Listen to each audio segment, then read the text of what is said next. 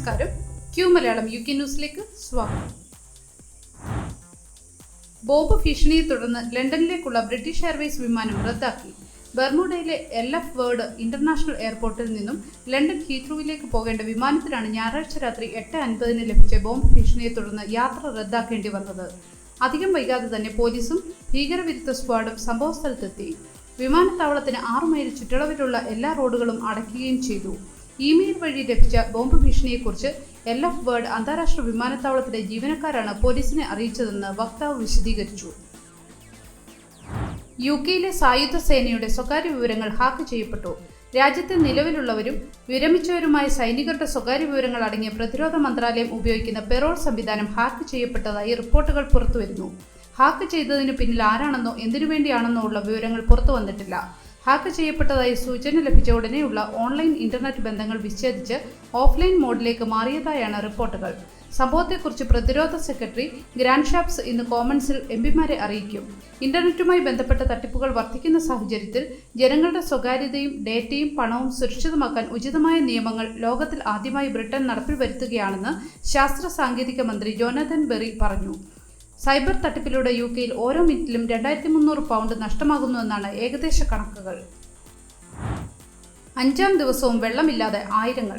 East സസെക്സിലെ ഏകദേശം 6500 പ്രോപ്പർട്ടികളിൽ ഇപ്പോഴും വെള്ളമില്ലാത്തതിന്റെ പ്രശ്നങ്ങൾ അഭിമുഖീകരിക്കുന്നതായി സദേൺ വാട്ടർ സ്ഥിരീകരിച്ചു.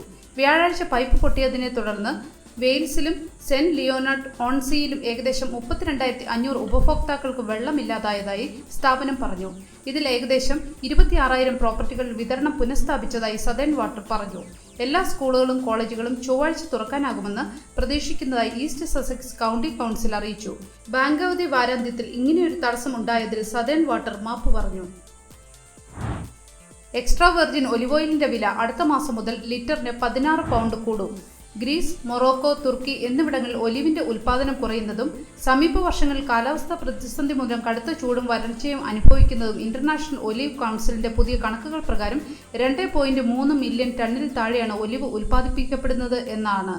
2022 ഉൽപ്പാദിപ്പിച്ച 3.4 മീറ്ററിൽ നിന്നും 2023 ആയപ്പോഴേക്കും 2.5 മീറ്ററിലായി.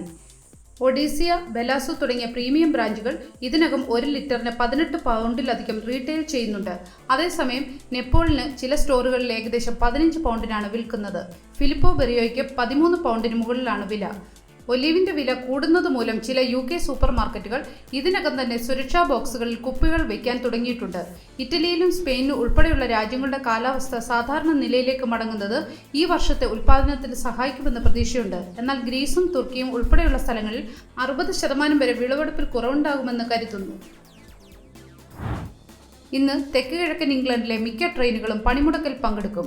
ട്രെയിൻ ഡ്രൈവർമാർ ദേശീയ റെയിൽ ഓപ്പറേറ്റർമാർക്കെതിരെ 3 ദിവസത്തെ റോളിംഗ് സ്ട്രൈക്ക് ആരംഭിച്ചതിനാൽ തെക്ക് കിഴക്കൻ ഇംഗ്ലണ്ടിൽ ഇന്ന് മിക്ക ട്രെയിനുകളും ഓടില്ല.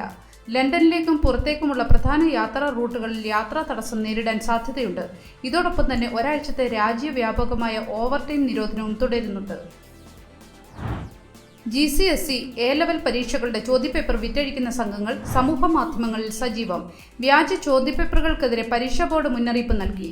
ഇത്തരം നടപടികൾ തടയുന്നതിനായി സമൂഹ മാധ്യമങ്ങൾ മുന്നോട്ട് വരണമെന്ന് ജോയിന്റ് കൗൺസിൽ ഫോർ ക്വാളിഫിക്കേഷൻ ആവശ്യപ്പെട്ടിരിക്കുന്നത്.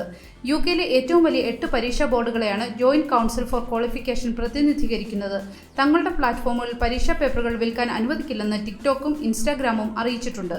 ഇതിനിടെ സമൂഹ മാധ്യമങ്ങൾ വഴി വ്യാജ സംഘങ്ങൾ ചോദ്യപേപ്പർ വിൽക്കാൻ ശ്രമിച്ചതിന്റെ കൂടുതൽ തെളിവുകൾ പലരും വെളിപ്പെടുത്തിക്കൊണ്ടിരിക്കുകയാണ്. ഇൻസ്റ്റാഗ്രാമിൽ GCSE പേപ്പറിനായി 500 പൗണ്ട് ആവശ്യപ്പെട്ടതായി ഒരാൾ പറഞ്ഞു. വളരെ എളുപ്പത്തിൽ ഇത്തരം സംഘങ്ങളെ കണ്ടെത്താനാകുമെന്നാണ് സ്വിൻഡനിലെ കോമൺവെൽത്ത് സ്കൂളിലെ വിദ്യാർത്ഥികൾ പറയുന്നത്. ഇൻസ്റ്റാഗ്രാമിന്റെ മാതൃകമ്പനിയായ മെറ്റയുടെ വക്താവ് പറയുന്നത് തങ്ങളുടെ പ്ലാറ്റ്ഫോമിൽ പരീക്ഷകളോ ഉത്തരക്കടലാസുകളോ വിൽക്കാൻ അനുവദിക്കുകയില്ലെന്നും ഫ്ലാഗ് ചെയ്തിരിക്കുന്ന അക്കൗണ്ടുകൾ നീക്കം ചെയ്യുമെന്നാണ്. 16-നും 19-നും ഇടയിൽ പ്രായമുള്ള 1,50,000-ത്തിലധികം വിദ്യാർത്ഥികൾ UK ഉൾപ്പെടെ 143 രാജ്യങ്ങളിൽ A-ലെവൽ പരീക്ഷയ്ക്കായി പഠിച്ചുകൊണ്ടിരിക്കുകയാണ്. കോവിഡ് വാക്സിൻ ഉപയോഗിച്ചിട്ടുണ്ടാകുന്ന പാർശ്വഫലങ്ങൾ മൂലം നഷ്ടപരിഹാരം നൽകാനുള്ള സ്കീം ക്ലെയിമുകൾ വർദ്ധിക്കുന്നു. കോവിഡ് മഹാമാരിക്ക് ശേഷം വാക്സിൻ ഉപയോഗിച്ച് വൈകല്യങ്ങൾ നേരിട്ടവരുടെയും മരിച്ചവരുടെ കുടുംബങ്ങളുടെയും ഫ്രെയിമുകൾ വർദ്ധിച്ചതോടെയാണ് പേയ്മെന്റ് സിസ്റ്റം റിവ്യൂ ചെയ്യുന്നത്. വാക്സിൻ ഡാമേജ് പേയ്മെന്റ് സ്കീം എങ്ങനെ പരിഷ്കരിക്കാമെന്നാണ് ഡിപ്പാർട്ട്മെന്റ് പരിശോധിക്കുക എന്ന് ഹെൽത്ത് സെക്രട്ടറി വിക്ടോറിയ അറ്റ്കിൻസ് പറഞ്ഞു. വാക്സിൻ സ്വീകരിച്ചതിന്റെ പാർശ്വഫലങ്ങളുടെ ഭാഗമായി ക്ലെയിമുകളുടെ എണ്ണം ഏറിയതോടെയാണ് ആശങ്ക ഉയർന്നത്. മാഞ്ചസ്റ്റർ തിരുനാളിന് ജൂൺ 30-ന് കൊടിയേറും. യുകെയുടെ മലയാറ്റൂർ തിരുനാൾ ആഘോഷങ്ങൾക്ക് ജൂൺ 30-നാണ് തുടക്കമാവുന്നത്. ജൂലൈ 7-ാം തീയതി ശനിയാഴ്ചയാണ് പ്രധാന തിരുനാൾ. റാസ, കുർബാന, പ്രദക്ഷിണം, ഗാനമേള തുടങ്ങിയ വിവിധ പരിപാടികളോടെയാണ് ആഘോഷം. മിഷൻ ഡയറക്ടർ ഫാദർ ജോസ് കുന്നുംപുറത്തിന്റെ നേതൃത്വത്തിൽ ആഘോഷങ്ങൾക്കുള്ള ഒരുക്കങ്ങൾ തുടങ്ങിക്കഴിഞ്ഞു. പ്രശസ്ത പിന്നണി ഗായകൻ ഫ്രാങ്കോയും സ്റ്റാർ സിംഗറും മികച്ച ഗായികയുമായ സോണിയയും നയിക്കുന്ന ഗാനമേളയാണ് ഈ വർഷത്തെ മുഖ്യ ആകർഷണം. ജൂൺ 14 വെള്ളിയാഴ്ച വിതിൻ ഷോ ഫോറം സെന്ററിലാണ് ആഘോഷരാവ് എന്ന പേര് നൽകിയിരിക്കുന്ന ഗാനമേള നടക്കുക. ഒരു നല്ല ദിവസം ആശംസിച്ചുകൊണ്ട് ഈ വാർത്താ ബുള്ളറ്റിൻ പൂർണ്ണമാകുന്നു. ചാനൽ ലൈക്കും സബ്സ്ക്രൈബും ചെയ്ത് പ്രോത്സാഹിപ്പിക്കണം.